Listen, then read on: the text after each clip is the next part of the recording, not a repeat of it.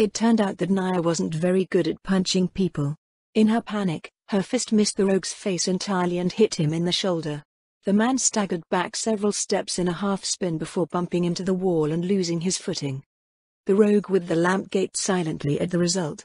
He turned around and raised his lamp as if to swing it at her, then stopped upon seeing Naya's horrified expression. "Sorry," he said with an apologetic look, "I was. What the hell are you doing in there?" A shout turned their attention to the mouth of the alley. 4 men came running in through the pouring rain. Their eyes went from the man on the ground to the man with the lamp. "I think these 2 rogues were trying to start a fire," Naya said. Before the man with the lamp could react, one of the newcomers grabbed him by the collar and slammed him against the wall. "You bastard! Who are you working for? Is it Orta? Pereira? I guess they've been harassed enough that the royalist houses instantly come to mind." 2 other men came and grabbed the downed rogue by the arms, dragging him to his feet. The last newcomer narrowed his eyes at Naya. "Have I seen you somewhere before, miss?" Naya fidgeted under his scrutiny. Was it safe to tell him who she was? They would probably bring the rogues to the guardhouse and then the royalists would know she was around. She started as her vision blacked out for an instant. "Ah, it's Miss Baraha. Long time no see." Naya blinked through the eye holes in her mask. The man was grinning broadly at her. "I give up." Was her mask? Actually, it wasn't even the same mask, so iconic that people couldn't identify her without it. Plenty of people in the Sorcerer King Rescue Corps had been around her while she wasn't covering her eyes during the war. Naya sighed, reaching up to tie on her mask. "I'm sorry," she said, "I've met a lot of people since the war started.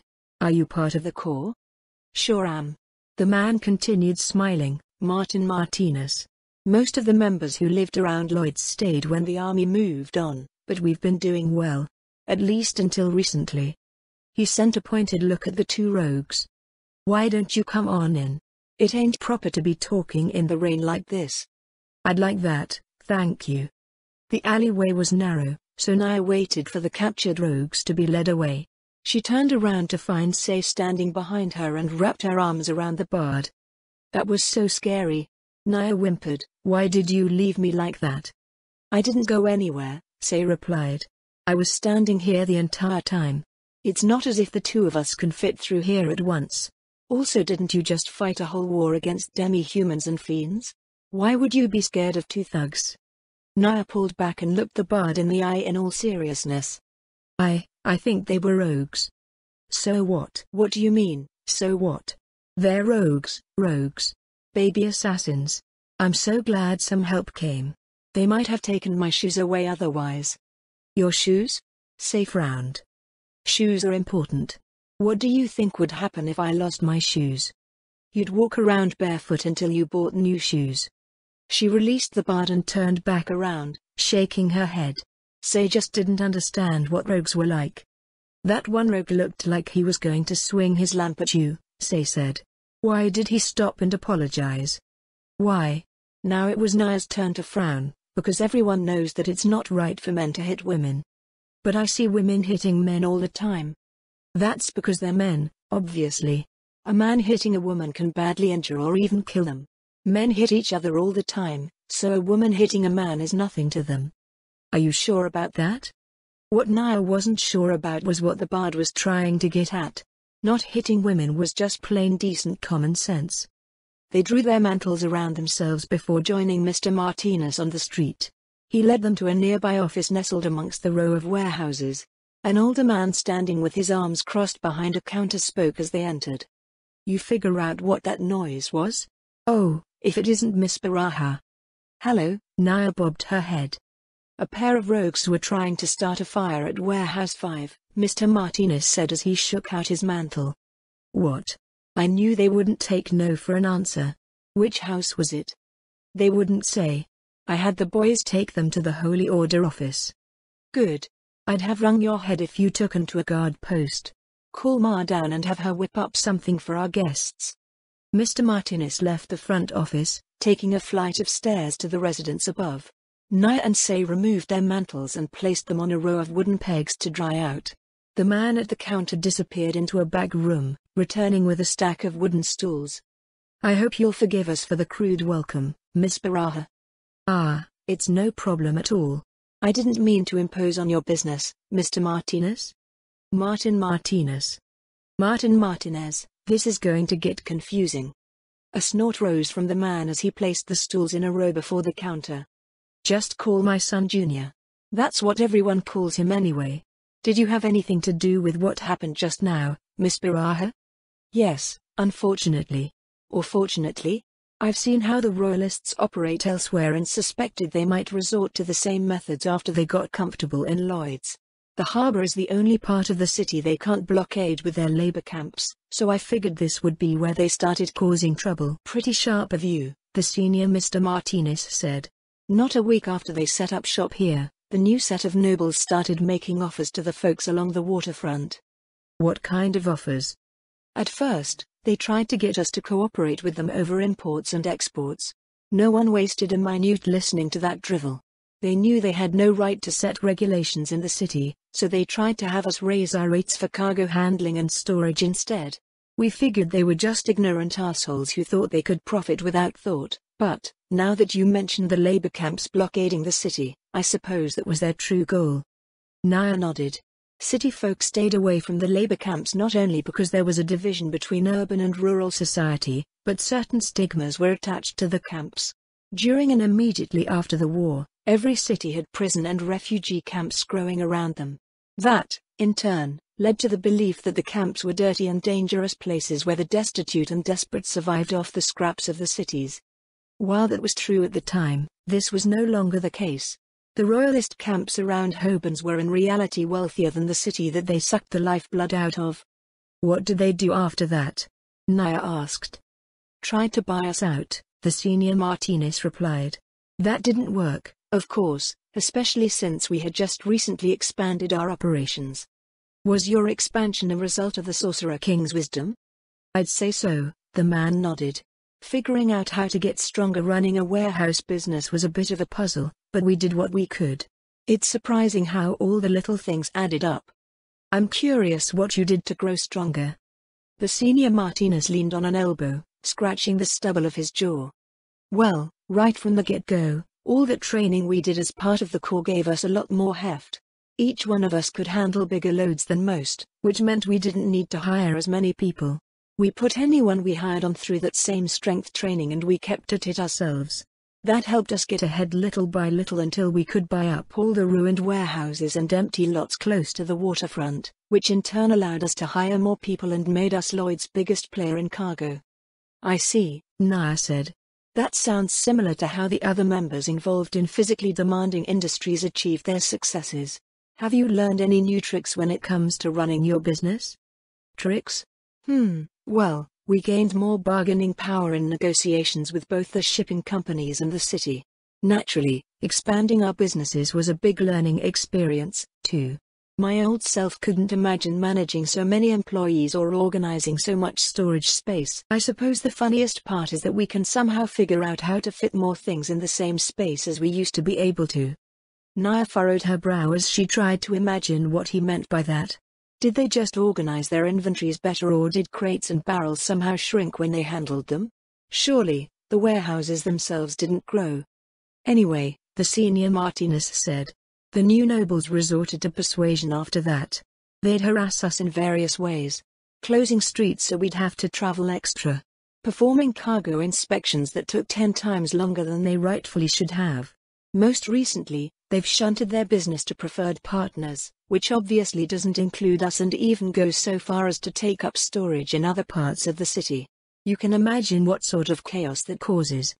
She actually couldn't, but she had wondered why traffic made it seem as if the city was at its full population rather than almost half. Sorry for the wait. A set of footfalls came down the stairs and a woman appeared with the junior Martinez plus 2 others. About damn time, woman, the senior Martinez said sourly. Did you have to come out looking like it's the wind of Rimune? Why wouldn't I dress up for such an important guest? And why do you look like you just dragged in a galleon's worth of cargo from the wharf? Because I just did. Mrs. Martinez grabbed a broom and swept her husband up the stairs. The junior Martinez took his father's place. Miss Baraha, he said. This is my wife, Laya, And my sister, Sophia.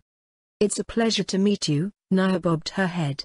Your father was just talking about the harassment you've suffered from the Royalists. They've been at it for a while now. The junior Martinez shook his head. I never imagined that they'd try burning down our warehouses, though. What were they thinking? Half of the city's grain imports were in that one they were at. It's because the northern harvest is about to start, Nia told him. What portion of your inventories are from the time when the Conservatives ran Lloyd's? Off the top of my head, I'd say about half. But why would that matter? Because they don't plan on supplying grain and whatever else comes in from the countryside by ship unless it's necessary. Those labor camps outside the city intercept all of the goods delivered from the prefecture and process them on site. Then they sell them to the city at much higher prices. Your inventories are an obstacle to that control since people will just go to you instead for what they need. The man's cheek twitched as Nia laid out the points of the Royalist strategy she had discussed with Lord Aston and the other scions. His wife came around with a tray of steaming drinks. I don't get it, the junior Martinez said. For what reason would they do this? This is like something you'd hear from a story where evil people do evil things purely for evil's sake. But no one acts like that in reality. What's their angle? That's something I've yet to figure out, Nia replied. The nobles in the conservative faction say that the Royalists are doing it to weaken the cities and thus rob the crown of its economic power. But they're Royalists. A Royalist is someone who stands for monarchy. Why they do so and how they operate as agents of the crown is another story entirely. You know, not too long ago you could trust people to be what they were. Nia couldn't disagree. Before the war, one never wondered if someone wasn't what they appeared to be. She wondered how everything had gone so wrong. By the way, she said, is everyone here a member of the Corps? Everyone except my wife was part of the Corps during the war, the junior Martinez said. I don't think we've been recruiting since then, but everyone in the family and all of our employees do our best to follow the Sorcerer King's wisdom. I wouldn't say it's something we need to recruit for. Nia's eyes went over the gathered family. Anyone can follow the Sorcerer King's wisdom if they want. In fact, I'd be happy if everyone did. Also, it would probably help if you wore something that showed everyone who you are. Like the pins that were made back in the war? Yes, exactly. Something like that. The Royalists will do anything to grind the citizens into submission, so people need to know that they're not alone. Just like during the war, we have to support one another in this new struggle against injustice. The door to the office swung open, bringing with it a gust of cold air. A thoroughly soaked man stomped in, dripping water over the hardwood floor. Junior, we've got trouble. What happened, Beale? Junior asked, is it a fire? No, Beale wiped the water from his face with a hand. Some armsman took your brother away. What? The senior Martinez stormed down the stairs, half-dressed and dripping bath water. He was bringing a pair of strangers up the street just now, right? Beale said. The armsman at the post on the corner by my place came out and insisted the strangers be handed over to them. Did they do it? Junior asked. Not at first, the man shook his head. Sergio said they wanted to bring the strangers to the order. That's when things got ugly. Nia imagined that it would. The armsmen were being denied what they considered their authority and having their honor questioned at the same time. There was usually only one answer a member of a noble house could render in response, no matter whether they were in the right or not. She grabbed her mantle and threw it on before running out into the street. The Holy Order office was next to the cathedral, so she headed off toward the city center. Not a minute later, some figures materialized through the sheets of rain. Junior sprinted past her. Sergio. Junior's companions from the alley were being bound by a set of armsmen. Several resting halberds against their shoulders made a loose semicircle around them, but Junior didn't care. He barreled straight into the armsman tying his brother up, driving him to the street. You evil bastards, he shouted, sitting up to punch the man under him. How many of you are in on this? How low are you? The butt of a halberd clubbed Junior in the side of the head, knocking him off of the armsman. Two others jumped on top of him, pushing his cheek into a puddle. Hey! Junior's father crashed into the men holding his son down, sending the three of them rolling over the street. A scuffle broke out and men rushed in from the surrounding buildings to make their opinions known. Nia's mouth fell open as the brawl grew to fill the intersection. Damn it, they're playing right into the Royalists' hands. While the choice to deliver the rogues to the Holy Order could be justified, attacking the city guard could not. "What are we going to do?" Say asked. "We need to bring in an arbiter," Naya answered, "or the nobles will have their way after this." They skirted the edge of the melee and ran toward the city center, their boots splashing through the shallow streams that rushed down the street. The paladin in the Holy Order office, a brown-haired man in his 20s by the name of Ander Moreno, rose to his feet when Naya threw open the door. "Baraha," he nodded. "Some weather we're having, huh? You delivering something from Hob?" "A fight's broken out on the way to the harbor," Naya told him. "In this rain?" "Yes. Some of the residents found a couple of men trying to light the warehouse district on fire. They were trying to bring them here, but the royalists are trying to stop them." Anders' frown only grew deeper as his confusion escalated. "That doesn't make any sense. Shouldn't the residents be fine with handing them over to the city guard?" "It's because it's too dangerous," Naya said. "They're rogues," Say added. The paladin rose to his desk, retrieving his sword harness before coming back around to the front. "Where are the others?" Naya asked. "Castro's on the night shift. The rest are on patrol. Let's go." They ran back out into the rain. As they passed the cathedral, Ander gestured to it with his scabbard. "You, girl. Do you know your way back to the fight?" "Yeah." Say didn't seem very pleased at how she had been addressed. "Let the cathedral staff know what's going on. Lead the priests to us." The bard wordlessly turned and jogged up the cathedral stairs. Ander came closer to Naya. "Where's your gear, Baraha?" "I came to the city on a personal visit," Naya replied. "Someone came into my acquaintance's place shouting about some armsmen stopping the men from delivering the rogues. I don't understand why they wouldn't just bring them in together. The more people they have, the safer it would be. Because I think those rogues are working for one of the royalist houses. Haven't you gotten complaints from the residents about the nobles that took over?" "Nothing substantial," the paladin replied. "Certainly nothing that suggests that something like a fight was about to break out." Half a block from the intersection with the guard post, the mass of men appeared, still tangled in their brawl. If anything, there were even more people than before. "What the?" Ander slowed to a stop. He raised a gauntleted hand. Flare. A flash of blinding light erupted in the center of the brawl. Men on both sides fell away from one another, holding their arms in front of their eyes. "What in the gods' names is going on here?" the paladin roared. His voice drew squinty-eyed looks from the men in the intersection. The rain pattered against his plate pauldrons as a patrol sergeant limped up to him. "It's nothing we can't handle, Brother Ander." "Bullshit. You're handling this about as well as my wife handles a rat in her dress. And what's this I hear about rogues?" "Rogues?" The patrol sergeant blinked. "I'm not aware of any rogues." "Don't let him fool you, Brother Ander." One of the residents shouted, "The damn nobles are trying to burn down our homes. Martinez caught him trying to set fire to his warehouses." "Brother Ander, this is a preposterous accusation. Slander, even." Anders' eyes went from one speaker to another as he silently gauged their claims. Naya bit her lip, wondering how she would handle the situation if she didn't know what she did.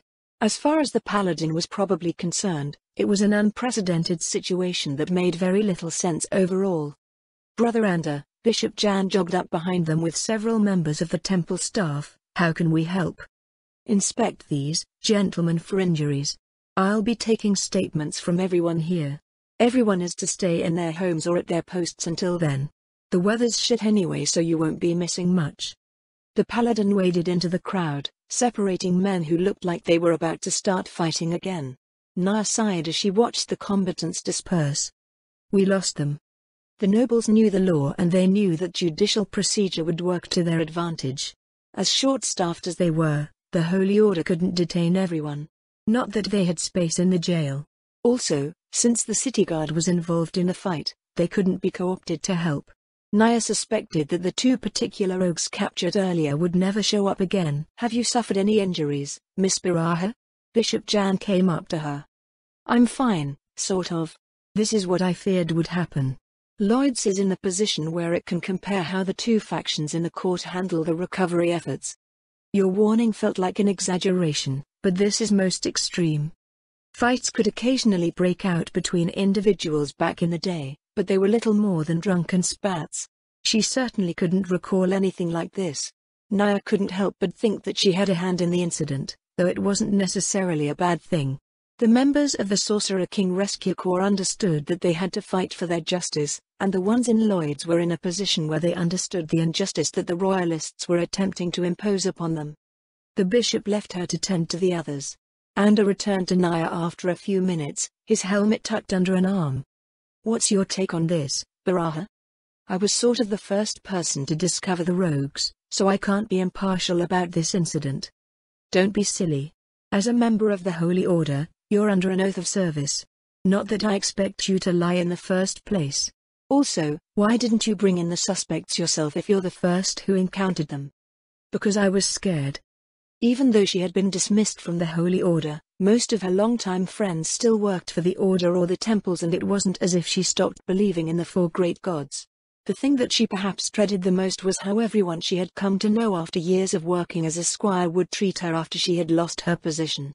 "I couldn't." Naya's cheeks burned with shame. "Because I'm not a part of the Holy Order anymore." "Huh? What crazy talk are you spouting now? Who in the world would?" "Last month," Naya said, "Captain Montagna came out while I was on patrol to deliver an ultimatum. The temples didn't want my testimonies surrounding the Sorcerer King and his wisdom to be construed as an official message from the temples. They told me to stop speaking about it entirely. I couldn't, so I was dismissed." Anda remained silent for a long moment as the last of the men left the scene of the brawl. The rain had lightened somewhat, but the runoff still filled the street to their ankles. "Well," he said, "that's stupid." "It is?" Naya finally dared to steal a glance at the paladin, but he only scanned the street as he spoke. "Of course. The temples already stated that all that talk of yours doesn't explicitly go against the tenets of the faith and the Holy Kingdom's moral imperatives." "I know, right?" The words spilt out of Naya's mouth. It was fine, then it wasn't. "The people have been benefiting from it, as well. You should see how crazy good Rimyan is compared to Hobans these days. You should have spoken to Custodio about your dismissal." Now it was her turn to be thoroughly confused.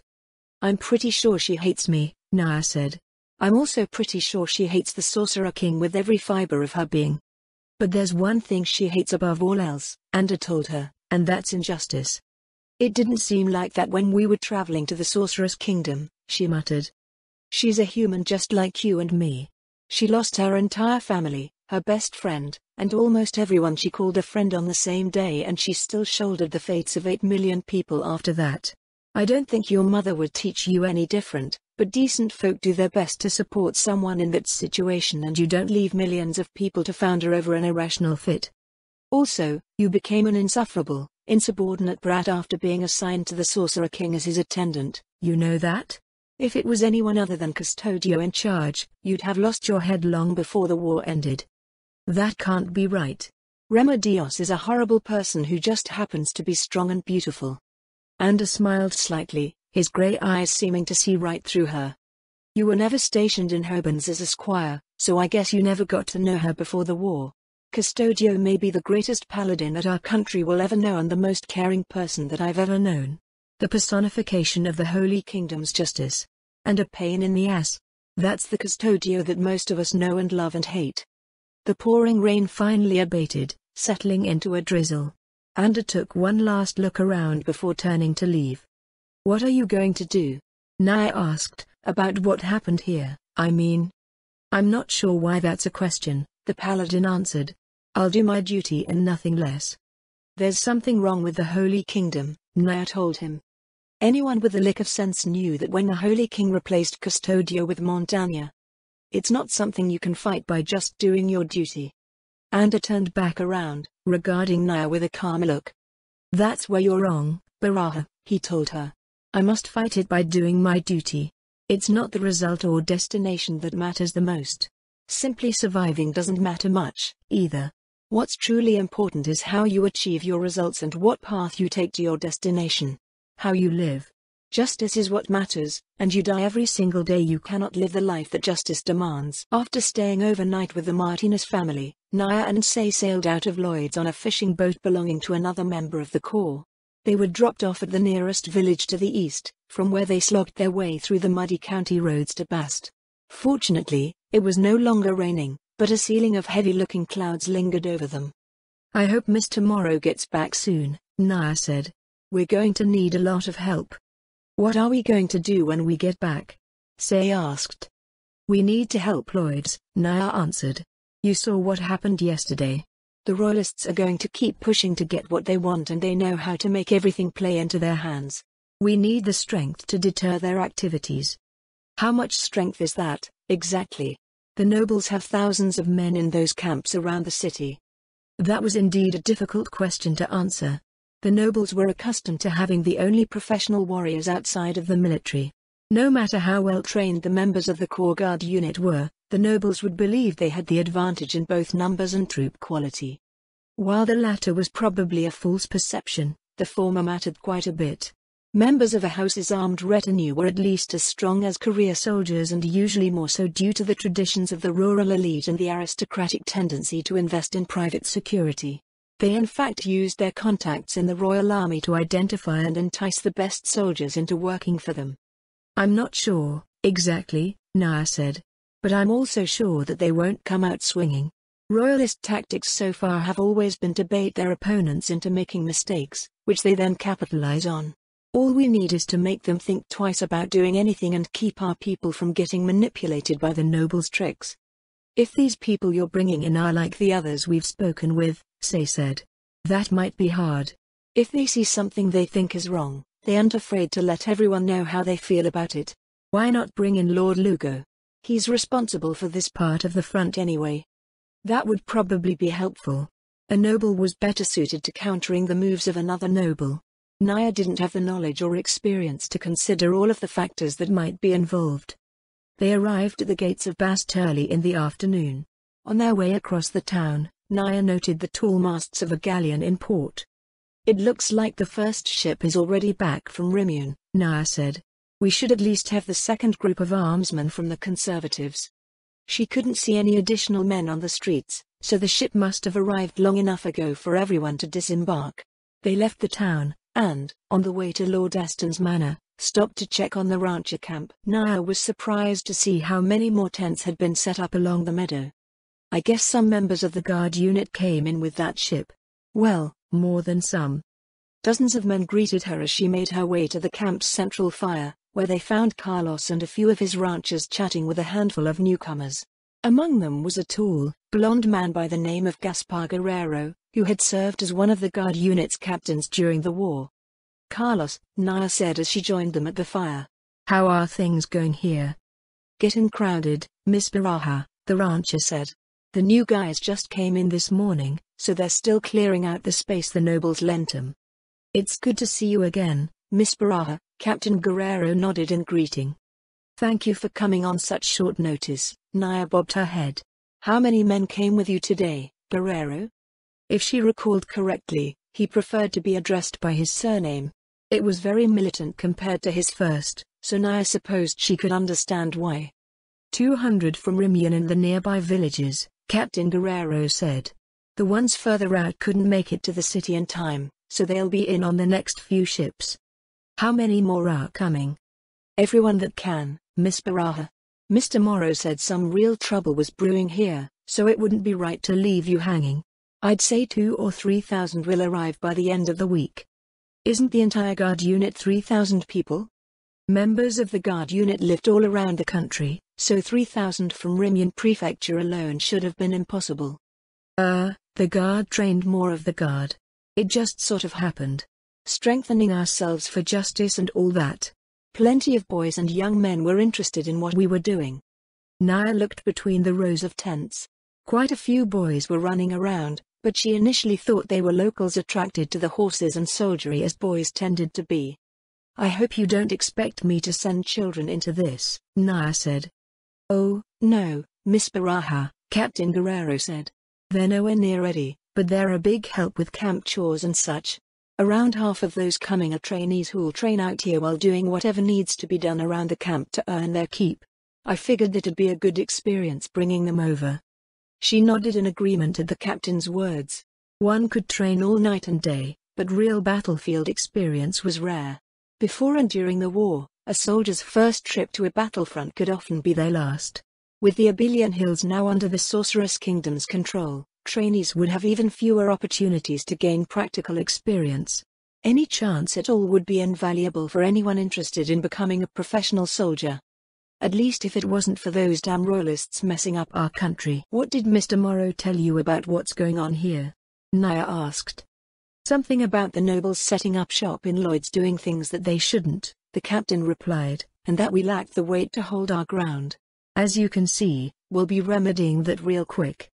The captain's rock-solid confidence made a great deal of tension leave her. It really was great to have reliable people around. Before anything, Naya told him, we're going to have to familiarize everyone with the royalists' tactics. Lord Lugo will also want to be involved. We'll be answering to a noble. The royalists in Lloyd's don't pick fights by making direct, physical challenges. They use people's ignorance of the law to bait them into making moves they can legally act against. Along the way, they'll try to do things to their opponents that they know they won't get in trouble for. Having a noble watching out for their tricks is the best way to stay out of trouble. So long as he doesn't put on any airs. Naya looked over at Carlos. He seemed like a decent fellow on the trip here, Carlos said. Didn't rub any of us the wrong way, anyway. Don't tell him I said so, but Lord Lugo and the other lordlings were more like excited young men than anything else. Did you need us ranchers for anything, Miss Baraja? How are things over at the hacienda? Naya asked. We've barely been away a week, Carlos shrugged. I wouldn't say it's boring, but life on the ranch usually changes by the season, not the day. So the royalists haven't shown up to cause more trouble for us? The patrols haven't noticed anyone. Those barn rats are either smart enough not to bother us after what they did or too craven to try. Suits us either way. In that case, Naya said, I'd like 3 companies to come up and join us. I'll arrange for more pasture for the horses. Want us to bring spare mounts? Yes, she nodded. We may have to cover a lot of ground, depending on what happens. Try to come as quickly as you can. I don't like how rapidly things are escalating in Lloyd's. I'll head out right away. After spending a bit more time speaking with the men who arrived that morning, Naya made her way to Lord Aston's manor. Lord Lugo was standing out in the castle courtyard, putting his companies through their drills. Ah, Miss Baraja, he nodded. Welcome back. How was Lloyd's? The royalists are already making their move on the city, Lord Lugo, Naya told him. I was supposed to return last night, but there was an attempted arson in the city. Then, a brawl broke out right on one of the main streets between the royalists' men and the city residents. A brawl? Now I wish I had gone with you. What was it about? The citizens tried to turn in the rogues who attempted to set those fires to the Holy Order. Those rogues were royalist men and the guards insisted on having them handed over to them. Lord Lugo's lip curled into a sneer. A house taking care of its own is supposed to be an honorable practice. These royalists are smearing mud across the face of the entire establishment. What happened in the end? We called in an arbiter. The proper choice, the nobleman said, but I can't imagine the Holy Order has the resources to conduct a proper investigation. Remion had 5 paladins for the entire prefecture. I see. So that's the game they're playing. Naya nodded. It was amazing how quickly Lord Lugo grasped what had happened and what the royalists were up to. She had been patrolling the lands that they managed for months and hadn't realized what was going on at all. For future reference, Naya asked, how do we counter their tactics? In a legal, non-violent way, of course. It's difficult given their strategic and legal advantages. But we should confer with Lord Aston about this. I'd rather we not repeat the same discussion twice. Plus, he'll get jealous over being left out. Is he in the hall? Where else? In the short time that Naya started interacting with Lord Lugo and the rest of the Scions, she quickly found out that most of their time was eaten up by their duties managing the realm. It was nothing like the glamorous lifestyle that most city folk imagined nobles to have. She figured the source of that misconception was somewhere between bards glorifying the most generous hosts on their travels and the fact that most nobles with city manners were high nobles or at least ones with the wealthiest lands near the urban centers of the realm. We'll meet you there in a bit, Naya told him. Of course. They split off from Lord Lugo after entering the manor, making their way to Naya's suite. To her disappointment, it appeared that Mr. Morrow hadn't returned on the same ship as Captain Guerrero. Welcome back, Miss Baraha. Mrs. Diaz came out to greet her. I'm back, Naya replied. Did anything happen while I was away? We received a letter from Mr. Morrow this morning, Mrs. Diaz replied. And I'm sure you saw that some of the guard unit came in. I did, Naya said as she undid the buttons of her dress. I have an audience with Lord Aston. Could you please help me get ready? Of course. Give me a bit to draw a bath. Oh, and the letter is on the desk in the office. Naya shrugged off her dress and went to pick up Mr. Morrow's letter. In addition to what Captain Guerrero told her, there was a projection of the finances they could probably gather as well as a report on the various experts that he was going to recruit as instructors for their discipleship program. It's kind of scary how quickly everything is coming together, she mumbled to herself. Why do you say that? Say asked. Isn't it? So many people are popping up out of nowhere offering all sorts of things. All because I asked. Seems normal to me, the bard shrugged. She looked up from the letter to frown at Say. You're actually the last person I expected to hear that from. Why? Say tilted her head curiously. Because you grew up in a terrible place. One where people were selfish and evil and put you through all sorts of horrible things. That's true, Say admitted, but that doesn't mean I have to be like the people who made my life horrible. It just makes me aware of how people can potentially behave in certain situations. You became an insufferable, insubordinate brat after being assigned to the Sorcerer King as his attendant, you know that? I don't understand, Naya stared at the carpet. I wouldn't be able to stand even a tenth of what you went through. How did you go through all that without ending up like all those people who hurt you? Because even if my mother threw me away, Say said, I still have a brother who loves me. Because some real nobles rescued us from the hell we grew up in and showed us that the world wasn't the hopeless, twisted place we thought it was. Because the gods didn't condemn me, but instead embraced me for everything that I am. Naya sniffed despite herself. Say was only 11, yet she had lived such a remarkable life. The more Naya heard about it, the less she seemed like a bard and the more she seemed like a walking legend. If the king does not lead, his nobles will not follow. I beg your pardon? It's something one of the nobles that rescued us told me once, Say said. You were wondering why so many people were popping out of nowhere offering you stuff. But I'm not a king. I'm pretty sure it applies to leaders in general. People can usually get by just fine in their daily lives without them, but for what they are to become greater than themselves, someone needs to bring everything together and move things in the right direction. I think humans naturally recognize that on their own, and that's why you got that response. They're answering your call, offering their wealth and services to keep the justice they cherish from being snuffed out. Nope, no pressure at all. A world of difference lay between speaking to her following during the war and the task that lay ahead of her now. Maybe it was because everything was now tangible and lay within their grasp. It felt far more real than back in the war when outcomes hinged on the existence of the Sorcerer King or Yaldabaoth. Choosing who to support was a straightforward affair since there were only two options: side with the Sorcerer King to defeat the invaders, or be crushed by Yaldabaoth. Looking at things that way, was anything that the Holy Kingdom did of any worth at all? She considered how people felt about what had happened during the war and what was going on in the present. That line of thought led to disturbing places, however, and she pushed it to the back of her mind to focus on the tasks immediately ahead of her. After making herself presentable, or at least as presentable as being in a rancher's outfit could be, she went to join Lord Aston and Lord Lugo in the manor hall. The two scions were standing at the main table, upon which a map littered with documents was laid. Sorry for the wait, Naya went to stand across the table from the two scions. What's all this? The information we have on Lloyds and what our allies did here before the Royalists took over, Lord Aston told her. Additionally, there's what we know of the Royalists' activities in the area. You sent people to collect information? We did, Lord Aston nodded, though we have nowhere near enough people to send all over the prefecture. Most of this information was cobbled together from what we could learn from the local merchants. Naya's gaze scanned through the papers on the table. It mostly contained information on local taxes and tolls. Policies in the rural regions have remained relatively unchanged, Lord Aston said. Though that part hardly matters since all rural production is intercepted before it reaches the urban centers. Lord Lugo mentioned some sort of fight breaking out in Lloyds. The Royalists have been trying to take over businesses in the city, Naya said, but the pressure they've been applying hasn't worked. Yesterday, they sent rogues to start an accident at the facilities of the largest warehouse owner in Lloyd's during a severe storm. They were caught in the act, but, when the locals tried to deliver them to the Holy Order, the city guards working for the nobles interfered. That's annoying. Lord Lugo crossed his arms.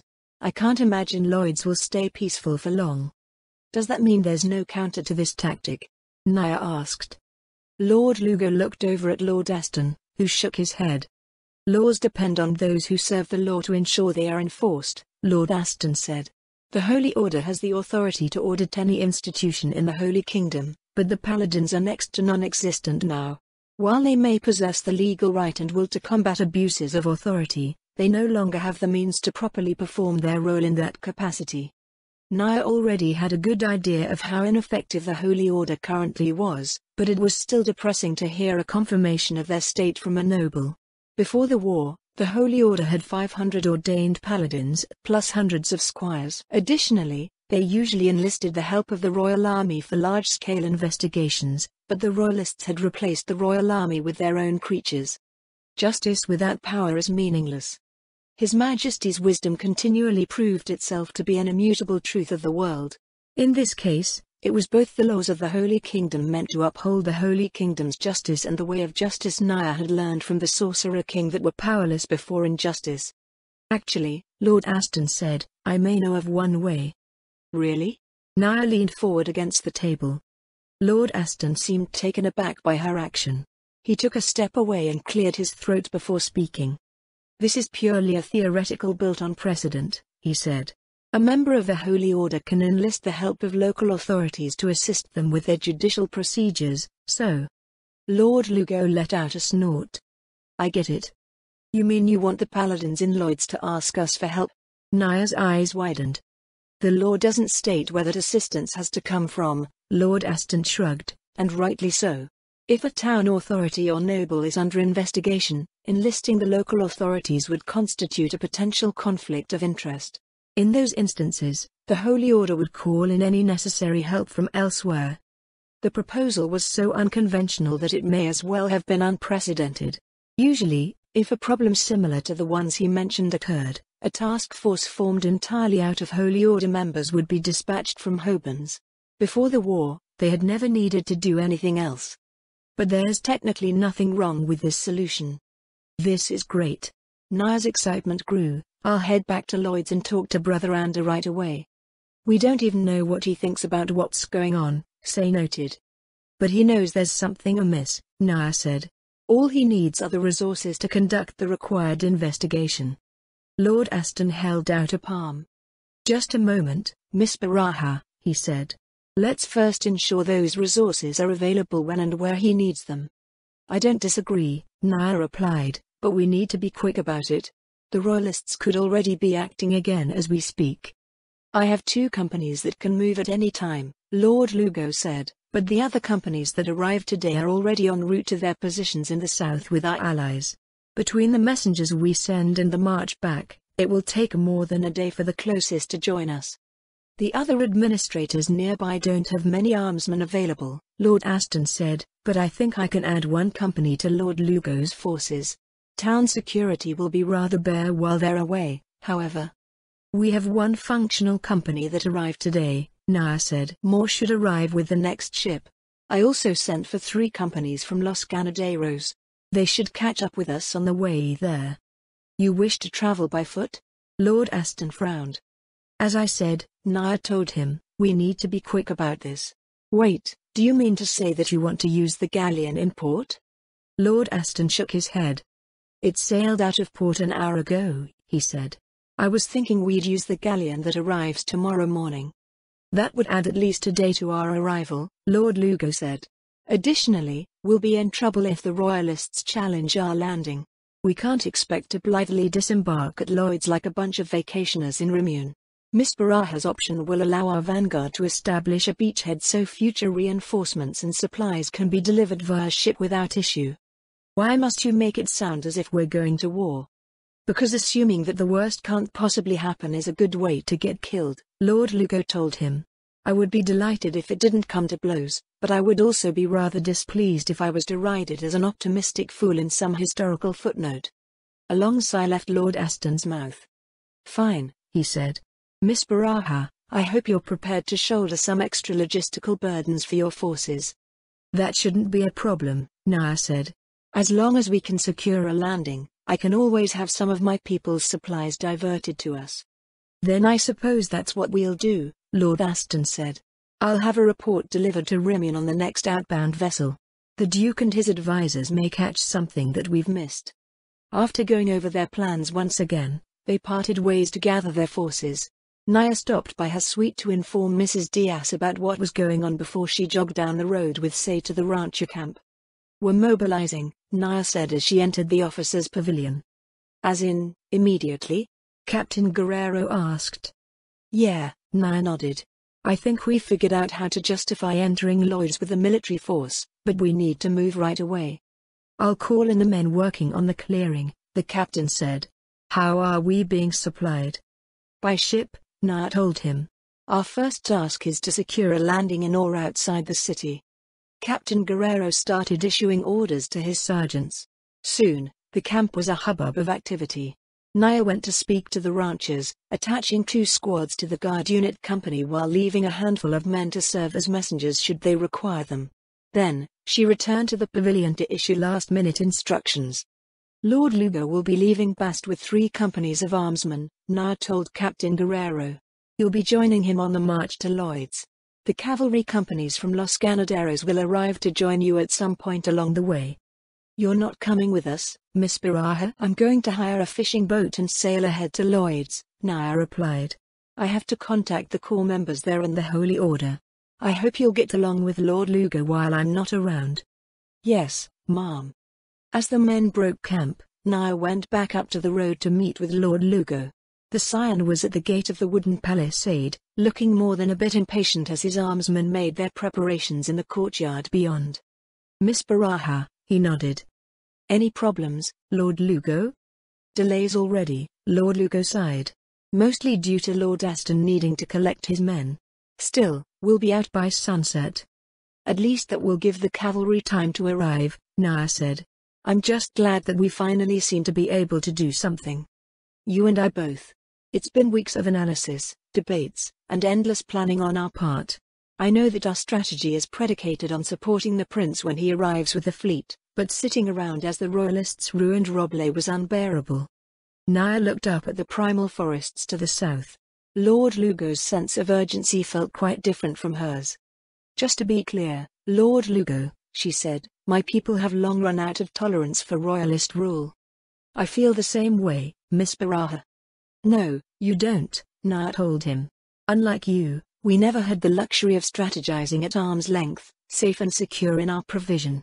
The royalists have been choking the life out of us for months. They burned down our homes and murdered our friends and families before our very eyes. What I saw in Lloyd's proves that they have no intention of stopping." She turned her gaze away from the forested hillside and held Lord Lugo's gaze with her own. "If they stand in the way of our justice," Naya told him, "we won't hesitate to destroy them."